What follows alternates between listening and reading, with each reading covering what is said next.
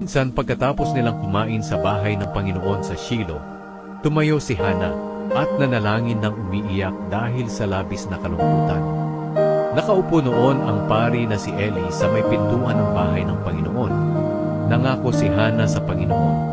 Sinabi niya, "O Panginoong makapangyarihan, tingnan po ninyo ang aking paghihirap. Alalahanin ninyo ang inyong lingkod, at huwag ninyo akong kalimutan. Kung bibigyan niyo po ako ng isang anak na lalaki, ihahandog ko siya sa inyo para maglingkod sa inyo sa buong buhay niya. At bilang tanda ng lubos niyang pagsunod sa inyo, hindi ko po pagugupitan ang kanyang buhok." Habang patuloy siyang nananalangin sa Panginoon, nakita ni Eli na bumubuka ang bibig ni Hana, pero hindi naririnig ang kanyang boses.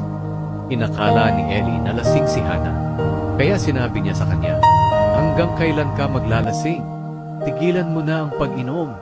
Sumagot si Hana, "Hindi po ako lasing, at hindi po ako nakainom ng kahit anong klase ng inumin. Ibinubuhos ko lang po sa Panginoon ang paghihirap na aking nararamdaman. Huwag po ninyong isipin na masama akong babae.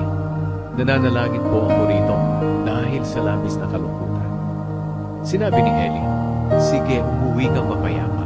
Sana'y ipagkaloob ng Diyos ng Israel ang hinihiling mo sa Kanya." Sumagot si Hana, "Salamat po sa kabutihan ninyo sa akin." Pagkatapos ay umalis na siya at kumain, at nawala na ang lungkot sa kanyang mukha.